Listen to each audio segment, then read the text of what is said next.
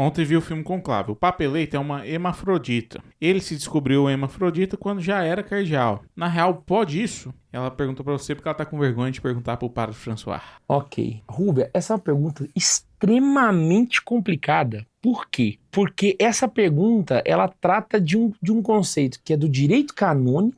Também vai entrar um pouco de dogmática nisso daqui, mas é uma exceção muito específica, entende? Então, e aí qual que é o plus que dá uma dificuldade assim regaçada nessa pergunta? É que ela envolve questões biológicas. Então só a igreja sozinha não conseguiria responder. Ela precisaria de um médico, tá ligado? Para poder responder isso. Então assim, eu vou tentar responder. Isso aqui é um exercício de catequese, não, é um exercício teológico, tá, gente? E tudo que eu vou falar aqui é uma especulação pessoal, tá? É uma opinião, tá bom? Então vamos lá, vamos fazer esse exercício aqui pra gente poder ver o que aconteceria. O que eu levaria em consideração para poder pensar esse caso, tá joia? A primeira coisa que eu ia recorrer era a um médico, porque eu queria entender melhor do que se trata ser hermafrodita. Tá joia? Eu sei umas definições e eu vou explicar o básico que eu sei, que é muito limitado, tá bom?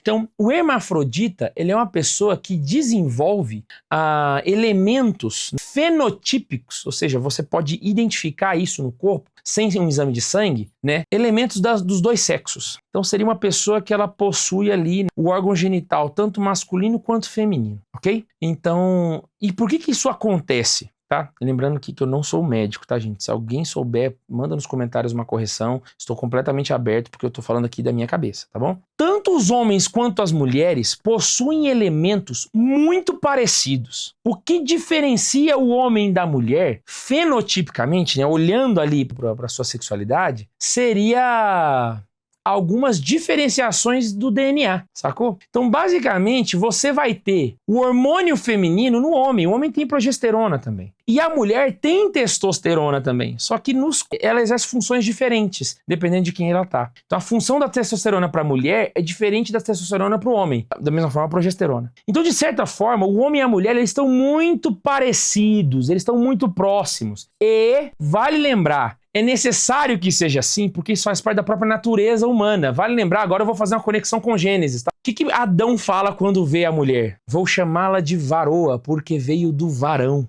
Carne da minha carne, sangue do meu sangue, ossos dos meus ossos. Então a mulher, ela é em si da natureza humana. O homem e a mulher carregam a mesma natureza, sacou? Só que com características diferentes. Para você poder entender, é como se o homem fosse um iPhone Pro e a mulher fosse um iPhone Pro Max. Ambos são iPhone, só que o que muda são algumas características. Tá claro até aqui? Então vamos lá. Quais são os critérios para ser homem? Para ser padre? É necessário que seja homem, certo? E homem, você tá pegando assim as características fenotípicas, certo? Eu sei que entre os hermafroditas, que já é uma condição muito rara, tá? Então, pegando essa pequena fatia de pessoas que são hermafroditas. Então vamos pegar, essa pequena fatia vai ser o nosso 100% agora, tá? Dentro dessas pessoas, é muito pequena a quantidade de pessoas que são hermafroditas perfeitos. Eles são homens e mulheres e os dois órgãos funcionam muito bem. É capaz que nem exista, tá? Falando aqui da minha cabeça. Porque até onde eu sei, os hermafroditas, eles são... Um dos sexos é um sexo imperfeito. Um dos sexos é um sexo deficitário, entendeu? Aí fica a pergunta. Um hermafrodita que tenha a sexualidade feminina deficitária, mas a masculina funcionando perfeitamente bem, ele carrega a característica masculina suficiente para ser padre? Agora eu saí da biologia e tô indo agora para teologia. Depois que eu respondi todas essas perguntas biológicas, agora eu posso vir um homem hermafrodita que tem características femininas deficitárias, deficientes. Ele pode ser considerado homem? Eu não sei se existe essa resposta no magistério da igreja. Eu confesso sinceramente que eu não faço a menor ideia se existe, certo? Se a igreja aceita que sim, então sim, aquele homem pode ser padre. E se ele pode ser padre, ele pode receber todos os outros graus da ordem. E, obviamente, se ele se torna bispo, ele pode ser bispo de Roma. Porque o filme, ele não tem uma... Esse filme, ele erra num ponto, né? Baseado no que você me perguntou aqui, né?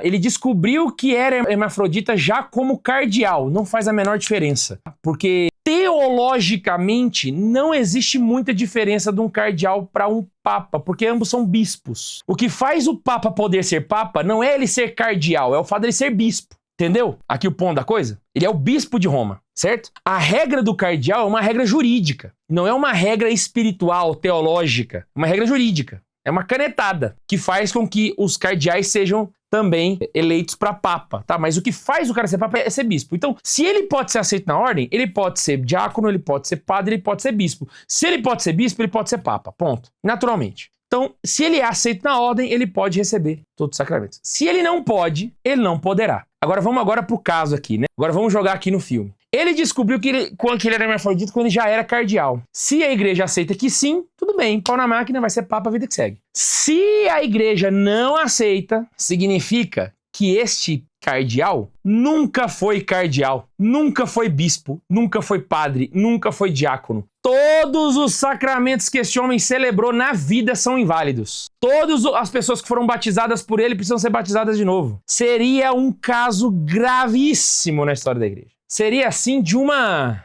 terrível, sabe? Seria um problemão para a igreja resolver, sabe? Então sim, é necessário essa observação, tá joia? Então é isso, fica aí. Outras perguntas poderiam ser feitas, né? Por exemplo, o homem não tem as suas faculdades masculinas plenamente, né? Ele pode ser padre? Por exemplo, um homem é, infértil, né? Mas infértil de maneira grave, né? Ele é eunuco, basicamente. Ele não nasceu com os testículos. Ele nasceu sem os testículos, né? Ele pode ser padre? Eu confesso que eu não sei se existe resposta para isso. Posso pesquisar depois, mas eu não sei. E reforço aqui novamente para quem assistiu toda essa explicação. Toda a explicação que eu fiz foi um exercício teológico somente para mostrar como é que ele funciona, como é que nós pensamos a fé. Nada disso é uma resposta definitiva, nada disso é regra, nada disso é, o K2 disse. Não, nada disso é nada. Eu não sou médico e eu não conheço a teologia sobre o assunto. Então eu fiz um exercício de como eu pensaria.